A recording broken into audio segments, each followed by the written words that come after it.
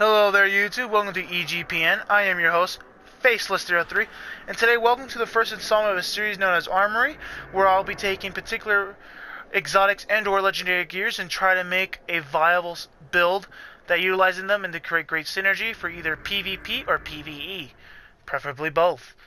But sadly, for today, we're only going to be focused on the PvP aspect. This particular build benefits itself greatly in PvP. PvE, not so much. But if you want to give it a try, go ahead and give it a try. Today's build is the Axiom Bolt build, which is exclusive build, of course, to the Warlock, and you can only get it within the Voidwalker subclass.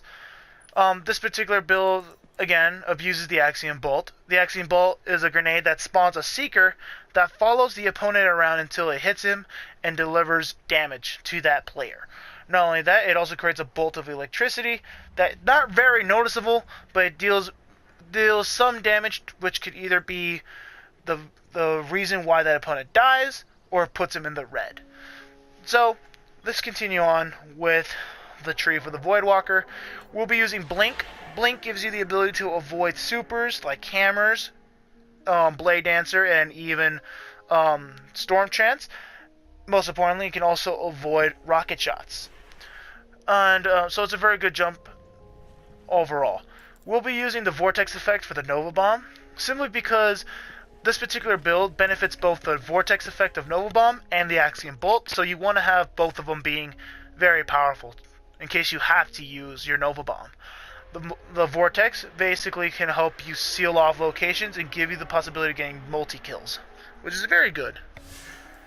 We use the Soul Rip. Killing enemies with energy drain reduces the cooldown time of your Nova Bomb.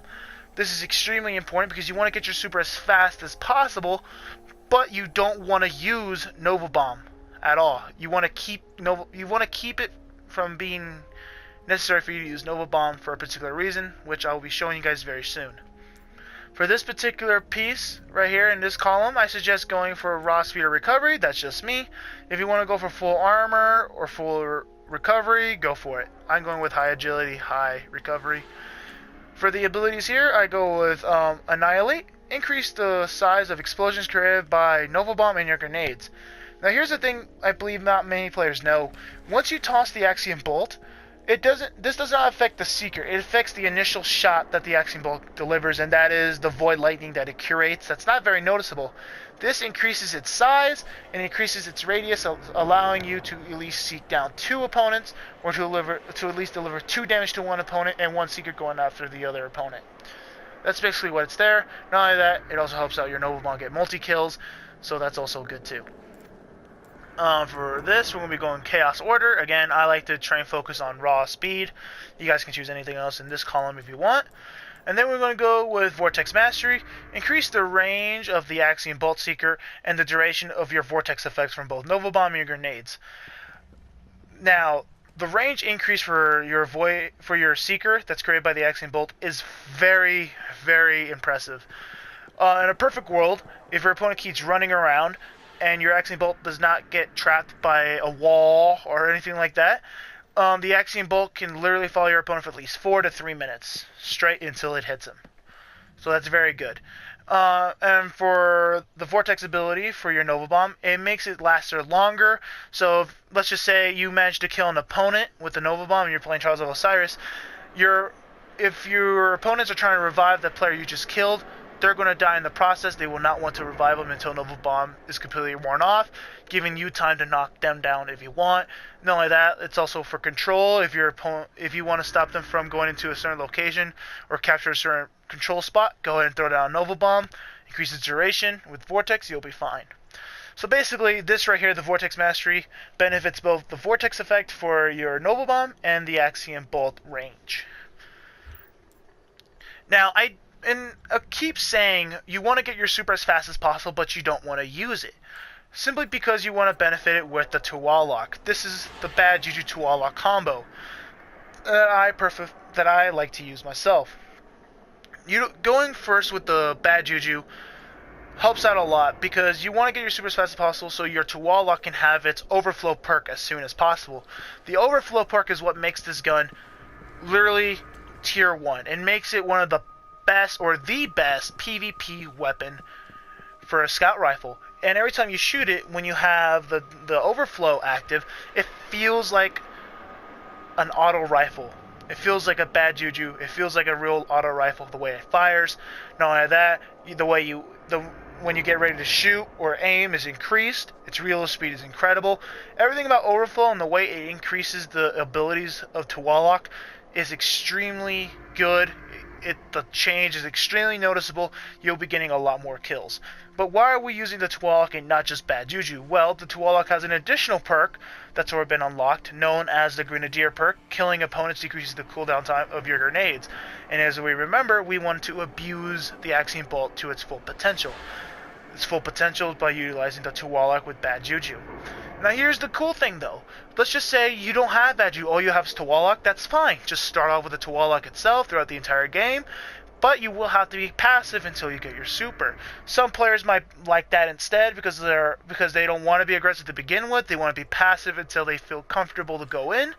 Then go ahead and do that. That's more of a passive play, which this build can feel right at home for you. But let's just say you're an aggressive player, and let's just say you don't have the Tuwalak, you have Bad Juju. Then you'll be just as fine with Bad Juju. It'll just be you utilizing your super more often with both the Axiom Bolt. So basically you'll be abusing the Vortex effect and the Axiom Bolt at the same time with Bad Juju. Of course you'll be using the Nova Bomb more than the Axiom Bolt itself, depending how many times you respawn. Having them both, however, is the perfect combination. So I suggest getting them both. Bad Juju might be the hardest one to find because it just comes down as a random drop. But for Tuwalak, in case you don't know, just reach rank 3 in the Gunsmith for a Warlock and he'll just give it to you. That's all you need to know. Alright, now onto the most important piece. The piece that really puts this all together is, in fact, the Void Fang. The Void Fang is an armor chest piece that whenever you respawn with a full charged grenade. Basically, your Axiom Bolt build is ready. However, it also gives you an additional benefit for using the Axiom Bolt, is that it spawns an additional Seeker, which means you can either seek down 2 opponents with 1 grenade, or have 2 Seekers seek down 1 opponent, potentially killing them, or putting them at a critical point where it takes 1 accurate shot to the body or to the head to knock them down. This is the chess piece that puts it all together. So you, unlike the Tuwalak and Bad Juju, you need to have this chess piece. You could replace it with this particular chess piece. However, it will not be as consistent as it should be. So I do suggest highly to get Void Fang if you want to play this build and give it a test run. You will not be disappointed if you do get this. Alright, so we just discussed the 3 main important features, having the Axiom Bolt Voidwalker, Bad Juju Tuwalak, and the Void Fang. What else can we do to synergize this more, or to help you get those kills to trigger either your String of Curses or your Grenadier? Well, you want to use a sniper rifle. If you have, like me, if you have both Tuwalak and Bad Juju, the sniper rifle, especially the 1000 yard stare or any sniper rifle with high impact, can really help out both your Bad Juju and your Tuwalak, because body shots will put them into a critical point where a shot with Bad Juju will kill them, activating String of Curses, or killing them with a Tuwalak, activating the Grenadier perk, giving you either your super or your grenade faster, which is very important. So I highly suggest a sniper rifle. But let's just say that, hey, I only have Bad Juju. Alright, that's all I got. Not Tuwalak.